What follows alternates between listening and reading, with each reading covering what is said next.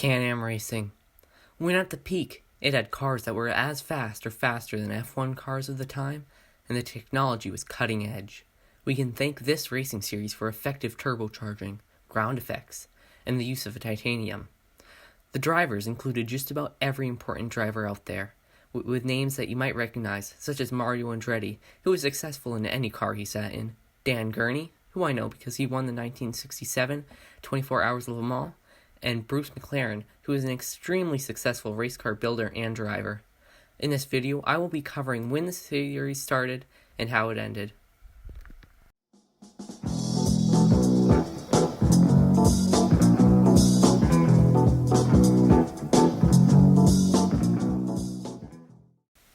Can-Am Racing, or the Canadian American Challenge Cup, started out as Group 7 sport racers. The rules were far and few, basically saying that if the car had 2 seats and the wheels were enclosed by the body and basic safety standards were met, then you had yourself a Can-Am race car. I like to think of these cars as the Group B of the 60s and 70s racing, if Group B had no homologation rules, that is. The lack of rules allowed the engines to be of any size, and you could supercharge or turbocharge the vehicle.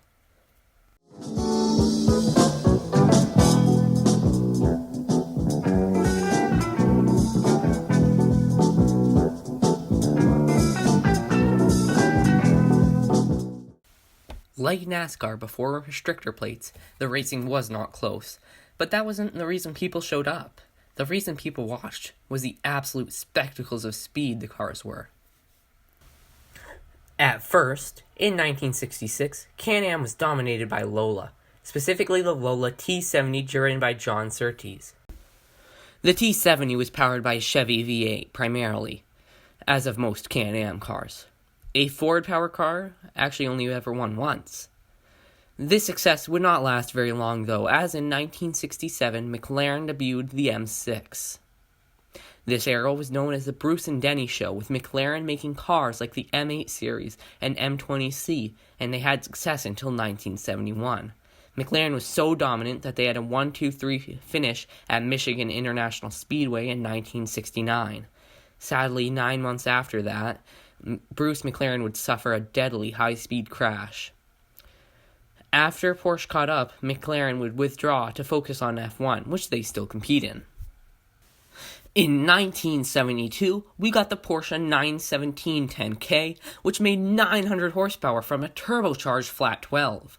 Later in the same year, there was the 917 30KL, which made anywhere between 1,100 horsepower and 1,580 horsepower, being nicknamed the Turbo Panzer, winning 6 out of 8 races for the 1973 championship. In 1974, a fuel consumption rule would try to make more competition by making the 917s less competitive. But sadly, later that year, Can-Am would be over. Due to the oil crisis and dwindling support, the racing series would not even run the last race. Can-Am would not really return to its former glory, but it would be revived in 1977. The cars were mostly based on a closed-wheel version of the recently cancelled Formula A 5000. In 1987, the source of the cars was changed to be Indy cars, but this just led to an evolution being the American IndyCar Series.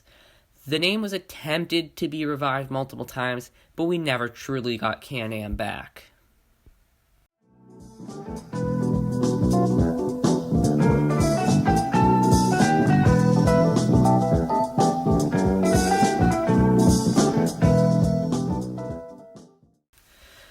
Can-Am was a series about innovation and ridiculous cars, so of course some oddities would show up.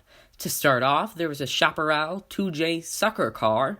The car used fans powered by a snowmobile motor, as well as movable Lexan skirts to create a vacuum underneath the car, providing as much downforce as if the car had a very large wing, but without the drag. The car was too mechanically complex to survive racing environments, but it was truly a marvel.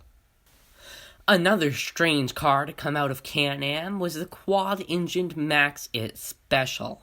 Somehow, there was an idea to use 4 Rotex 2-stroke motorcycle motors to power the car. There are also conflicting reports saying the car never got above 35 miles an hour, and others saying it averaged 76 miles an hour. No matter what, it was not a successful car, but certainly a very interesting one.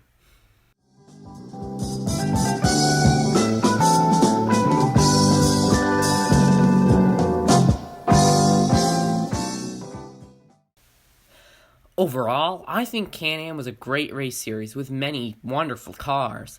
It is sad to see it gone, and the fact that it won't likely return doesn't make it much better. Anyways, if you enjoyed the video, any support would be appreciated, as I hope to make more videos. If you have anything to recommend so that I can make better content, I would appreciate it. If you would tell me in the comment section below, that'd be great. Thank you, and goodbye.